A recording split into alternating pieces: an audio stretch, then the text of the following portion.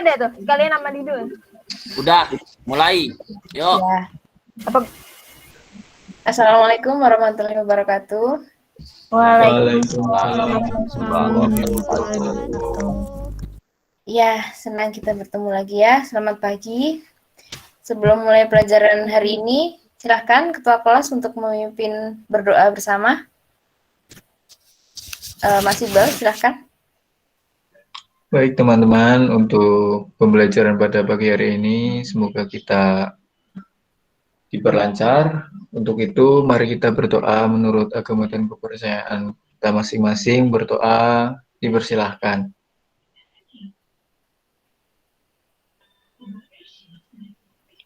Selesai? Sudah Ibu?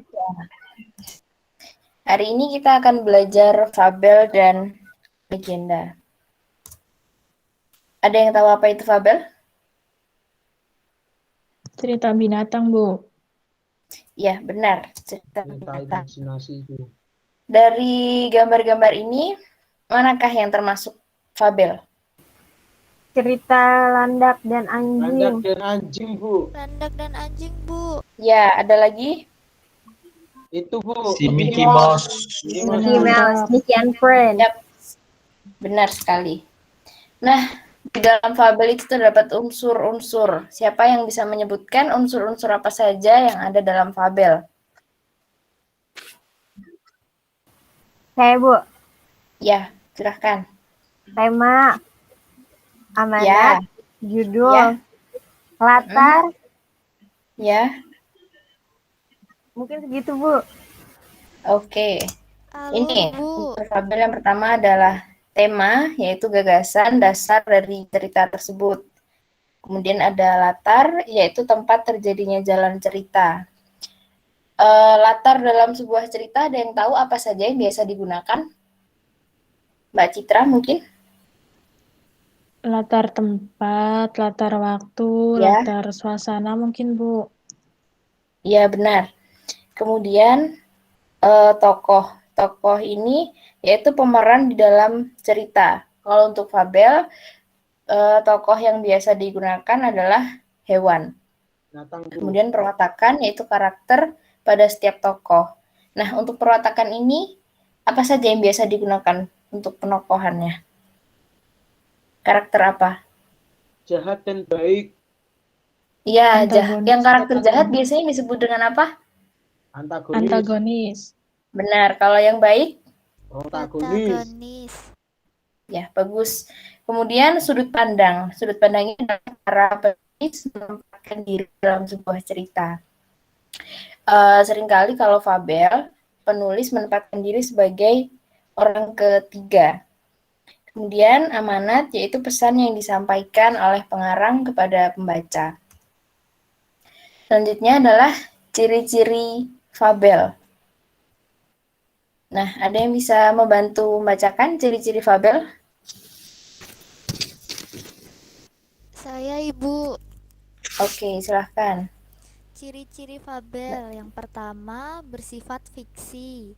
Yang Ya. kedua, tokoh dalam cerita adalah para binatang. Yang ketiga, watak tokoh seperti manusia. Yang keempat, menggunakan latar tempat di alam seperti hutan, sungai, danau, dan lain-lain. Yang berikutnya mengandung amanat dan pesan berharga bagi pembaca. Selanjutnya ada juga untuk menggunakan kalimat naratif atau kalimat langsung. Juga kalimat langsung, Bu. Ya, terima kasih Mbak Tipa. Selanjutnya, ada yang tahu jenis fabel itu apa saja? Mas Aziz mungkin tahu? Ya, Bu, bagaimana, Bu?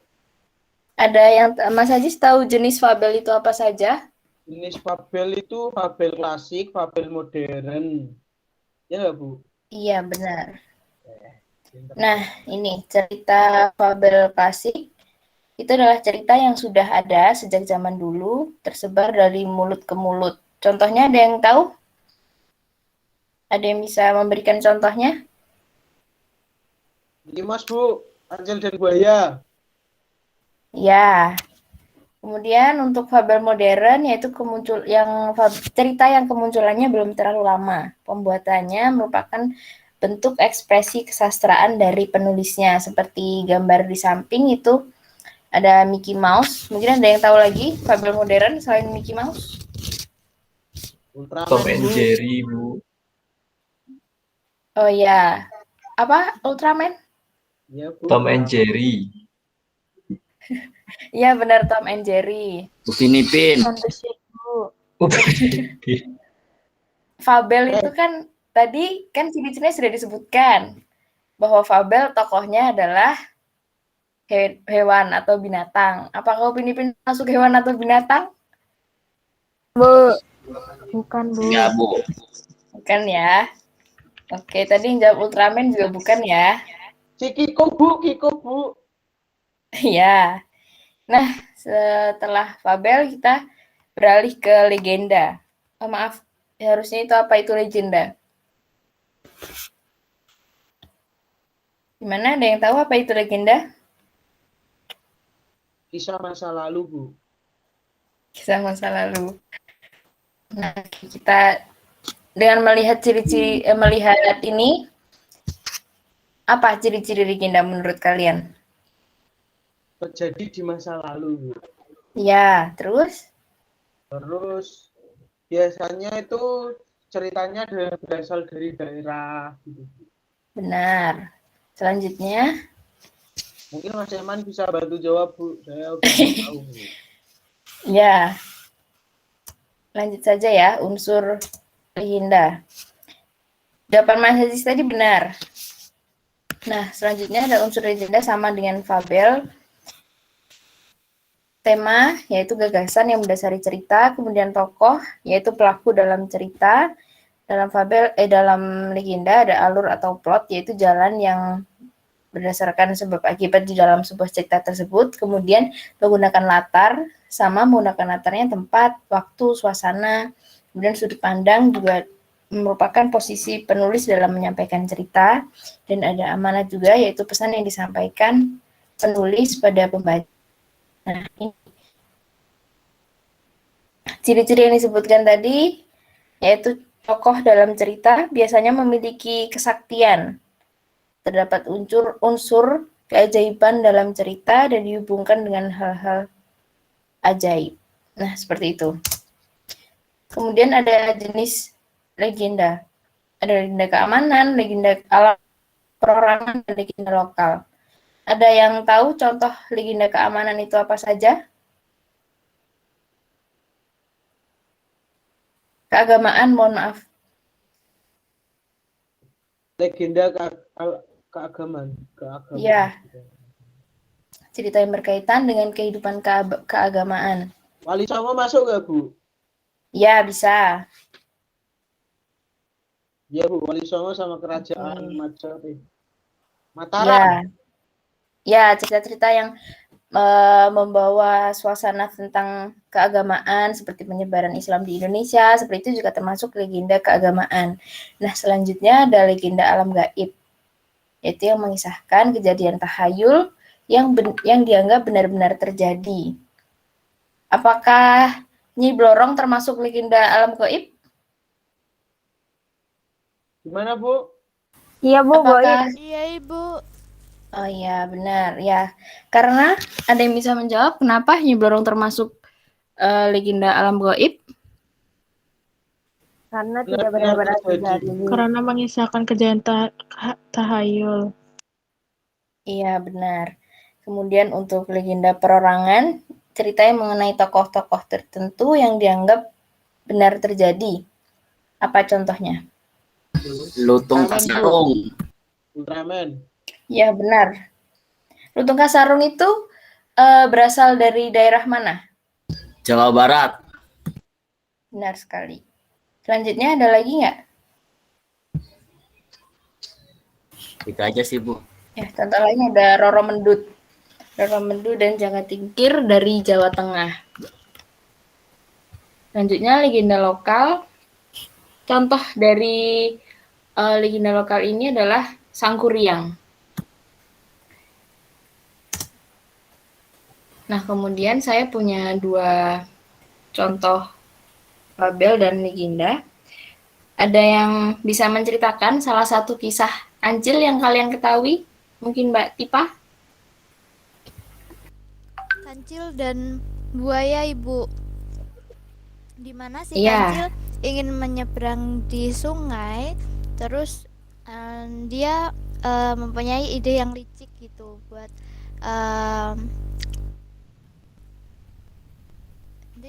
ide yang licik agar si buaya ini jadi jembatannya si kancil gitu, Bu. Agar bisa menyeberang dengan Iya. menipu si buaya ya. Iya, Ibu. Ya. Jadi kalau dilihat dari ceritanya, si kancil ini memiliki sifat yang seperti apa?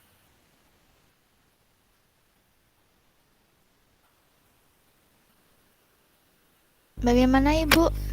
Cerdik, Bu. Ya, benar, cerdik, Mbak Penina. Nah, selanjutnya, ada yang pernah tahu cerita Malin Kundang? Tahu, Ibu. Tahu, Bu. Tahu, Bu. Ya.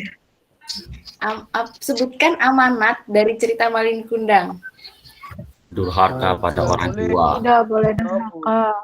Ya, Boleh dikutuk jadi batu. apakah Malin Kundang? Oh iya, benar. Jangan durhaka dengan orang tua ya. Nah, selanjutnya tugas untuk minggu depan. Masing-masing dari kalian pilih salah satu cerita, boleh fabel atau legenda. Kemudian minggu depan satu-satu menceritakan kembali tentang fabel atau legenda yang kalian pilih. Nanti ditulis, dikumpulkan di Google Drive. Ya, sekian pertemuan hari ini. Terima kasih. Wassalamualaikum warahmatullahi wabarakatuh.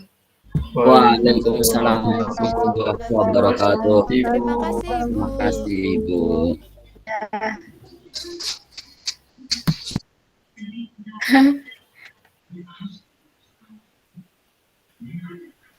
Apa beriki?